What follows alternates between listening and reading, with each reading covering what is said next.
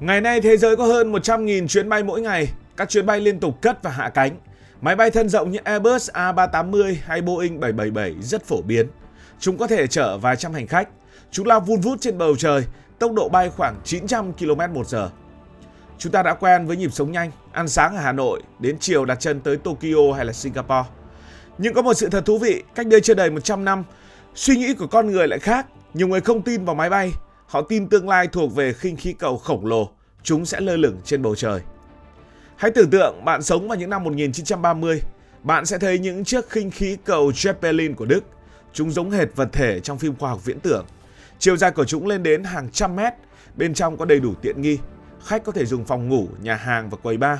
Khinh khí cầu có khu đi dạo ngắm cảnh, thậm chí có cả phòng để hút thuốc. Máy bay thời đó thì rất chật chội, ồn ào và rung lắc. Nhiều người ví máy bay như chiếc xe công nông biết bay. Trong khi đó, khinh khí cầu lại hoàn toàn khác, giống một khách sạn 5 sao. Khách sạn này nhẹ nhàng trôi trên bầu trời. Rất nhiều kỹ sư, doanh nhân và chính trị gia thời ấy có chung một niềm tin. Họ tin tương lai nhân loại là một thành phố bay khổng lồ. Hãy tưởng tượng cảnh hàng nghìn người sống ở trên không trung. Các tuyến khinh khí cầu sẽ nối liền châu Âu với châu Mỹ. Chúng hoạt động giống như tàu biển nối các lục địa. Đầu thế kỷ 20, nhiều bức tranh tương lai đã ra đời. Trong tranh có những tòa nhà bay khổng lồ và chúng được neo giữ trên bầu trời. Thế nhưng mọi thứ đã biến mất. Sự biến mất này diễn ra nhanh đến mức đáng kinh ngạc. Ngày nay, máy bay xuất hiện ở khắp nơi, nhưng khinh khí cầu chở khách ở cự ly dài như vậy thì gần như không còn. Điều gì đã thực sự xảy ra? Vì sao con người không chế tạo khinh khí cầu dài hơn, to hơn? Chúng có thể dài cả km hoặc là thậm chí dài hơn. Tại sao không dùng chúng để thay thế máy bay? Liệu công nghệ hiện đại có thể hồi sinh khách sạn bay hay không?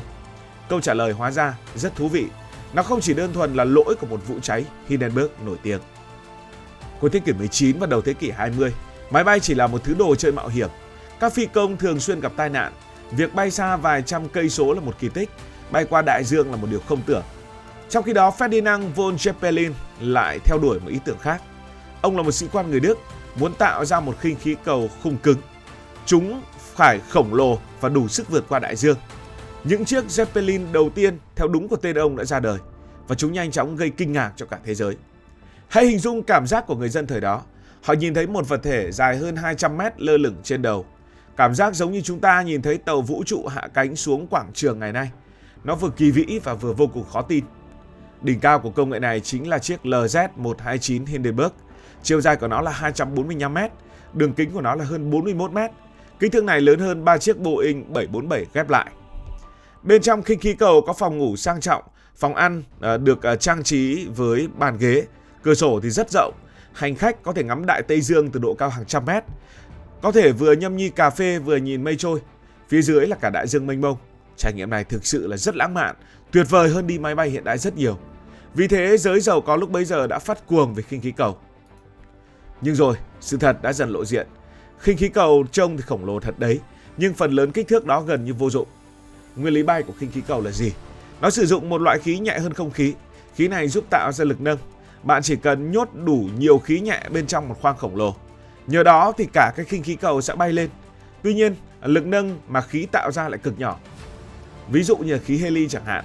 1 mét khối khí heli chỉ nâng được khoảng 1 cân. Nghĩa là bạn cần đến 100.000 mét khối khí để nâng một vật nặng 100 tấn. Con số này lớn đến mức khó tưởng tượng. Nó tương đương hàng chục bể bơi Olympic gộp lại. Vì vậy bạn phải tăng kích thước khí cầu để chở thêm người. Nhưng khí cầu càng lớn thì trọng lượng cũng càng tăng. Trọng lượng tăng lại đòi hỏi thêm khí nâng. Muốn thêm khí nâng lại phải làm khí cầu to hơn nữa. Đây là một vòng luẩn quẩn và ngay cả công nghệ hiện đại đến nay vẫn chưa giải quyết triệt để được. Hãy nhìn lại vào khinh khí cầu Hindenburg. Nhiều người nghĩ rằng nó rất mạnh. Họ đoán thứ khổng lồ này phải chở được hàng nghìn người. Thực tế nó chỉ chở được hơn 70 khách mà thôi. Một chiếc Airbus A380 hiện đại làm tốt hơn nó rất nhiều.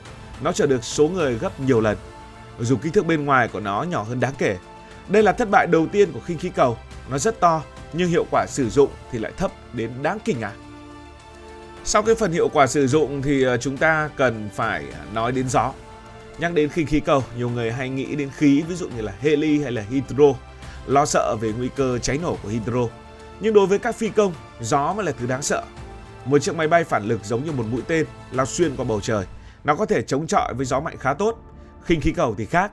Ví dụ chúng ta cầm một quả bóng bay dài gần 250 mét và cố điều khiển nó trong một ngày có gió lớn. thì đó chính xác là trải nghiệm của các phi công đang điều khiển khinh khí cầu, đặc biệt là loại Zeppelin nổi tiếng kia. Mỗi khi hạ cánh nó phải tính toán cực kỳ cẩn thận. Một cơn gió đổi hướng bất ngờ rất nguy hiểm, nó có thể đẩy lệch cả một khối khổng lồ hàng chục mét như vậy. Việc neo đậu cũng vô cùng phức tạp. Quá trình này cần rất nhiều nhân viên mặt đất kéo dây cố định. Thậm chí gió từng cuốn mạnh khí cầu va vào nhà chứa. Nhiều thân tàu bị xé rách tơi tả. Điều này tạo ra sự bất lợi lớn cho khinh khí cầu. Chúng ta hãy hình dung, sân bay ngày nay rất bận rộn, phục vụ hàng trăm chuyến bay mỗi ngày. Bây giờ mà khinh khí cầu như thế thì sao? Bây giờ mà dùng sức kéo dây khi hạ cánh rất phiền phức, và không ai muốn lặp lại cảnh kéo thuyền cập bến này. Và khinh khí cầu mà đỗ đông dày như là máy bay ở sân bay thì quá là lộn xộn. Và có một sự kiện đã ký dấu chấm hết cho triều đại của khinh khí cầu. Đó là sự kiện diễn ra vào năm 1937. Cụ thể ngày 6 tháng 5, Hindenburg bay từ Đức sang Mỹ. Thời tiết tại New Jersey, nước Mỹ lúc đó là không tốt. Sau nhiều giờ chờ đợi và phi hành đoàn đã quyết định hạ cánh. Rồi điều kinh hoàng xảy ra. Một ngọn lửa bùng lên gần phần đuôi. Chỉ trong khoảng nửa phút, toàn bộ cái khinh khí cầu dài 245 m đã bốc cháy. Nó biến thành một quả cầu lửa khổng lồ. Hình ảnh được phát đi khắp thế giới. Ngày nay chúng ta đã quen với video tai nạn trên mạng xã hội, nhưng năm 1937 thì khác. Đó là lần đầu tiên nhân loại chứng kiến một thảm họa hàng không lớn. Nó được ghi hình lại cực kỳ rõ ràng, và sự việc này tạo ra một cú sốc rất lớn với con người thời đó. Người dân sợ hãi, họ không còn coi khinh khí cầu là biểu tượng của tương lai nữa. Họ chỉ coi nó như một quả bom bay khổng lồ. Vụ này có 35 người thiệt mạng, con số này thấp hơn nhiều so với các thảm họa hàng không sau này. Nhưng sức mạnh của hình ảnh đôi khi lại lớn hơn cả con số. Tàu Titanic cũng từng bị phá hủy niềm tin vào những con tàu không thể chìm, và Hindenburg cũng vậy. Nó đã phá hủy hoàn toàn niềm tin vào những khách sạn bay. Nhiều người đã đưa ra nhận định, họ cho rằng nếu Hindenburg không cháy, kết quả cuối cùng vẫn sẽ tương tự. Lý do rất đơn giản, bởi vì máy bay lúc đó đang tiến bộ với tốc độ chóng mặt. Nhưng năm 1930, máy bay còn khá chậm, nhưng đến thập niên 50, động cơ phản lực ra đời, máy bay trở nên nhanh hơn, mạnh hơn, chở được nhiều người hơn. Đột nhiên mọi lợi thế của khinh khí cầu đã biến mất, và họ cho rằng sự kiện Hindenburg có khi cũng chưa phải là cái điều cuối cùng để kết thúc triều đại của khinh khí cầu. Lúc này thì khách hàng bắt đầu đặt ra những câu hỏi thực tế khi mà máy bay đã trở nên hiện đại hơn. Tức là bạn có muốn mất khoảng 3 ngày để vượt Đại Tây Dương trên khinh khí cầu hay không, trong khi đi máy bay chỉ mất có vài giờ? Bạn có muốn đi trên phương tiện dễ bị thời tiết ảnh hưởng hay không, trong khi máy bay ngày càng an toàn hơn? Hay bạn có muốn đầu tư xây nhà chứa khổng lồ hay không, trong khi sân bay mang lại hiệu quả cao hơn nhiều? Và các hãng vận tải đã có câu trả lời rõ ràng. Họ chọn máy bay, thế nên chúng ta ngày nay vẫn đang đi máy bay. Lại nói về thảm họa Hindenburg, sau thảm họa này, nhiều người mới đặt ra một câu hỏi. Nếu khí hydro nguy hiểm, bởi vì thảm họa này dùng khí hydro nó mới phát nổ như vậy, tại sao không dùng khí heli? Khí heli thì không cháy, khí heli cũng không nổ và an toàn hơn rất nhiều. Thực tế thì các khinh khí cầu hiện đại đều dùng khí heli, nhưng khí heli cũng có một nhược điểm, giá của nó rất là đắt, bởi vì heli là một nguyên tố hiếm. Nguồn cung trên thế giới rất hạn chế. Phần lớn chúng đến từ một số ít quốc gia có mỏ khí tự nhiên đặc biệt và sẽ cần một lượng khí heli khổng lồ để vận hành khinh khí cầu. Chi phí theo đó cũng tăng vào theo. Hơn nữa, khí heli vẫn bị thất thoát dần theo thời gian và phải bơm bổ sung liên tục. Nói cách khác, heli chỉ giải quyết được nguy cơ cháy nổ, nó hoàn toàn không giải quyết được bài toán kinh tế của khinh khí cầu. Thực ra thì bây giờ khinh khí cầu không biến mất hoàn toàn, nhiều công ty vẫn đang tiếp tục nghiên cứu và chế tạo những mẫu khinh khí cầu thế hệ mới.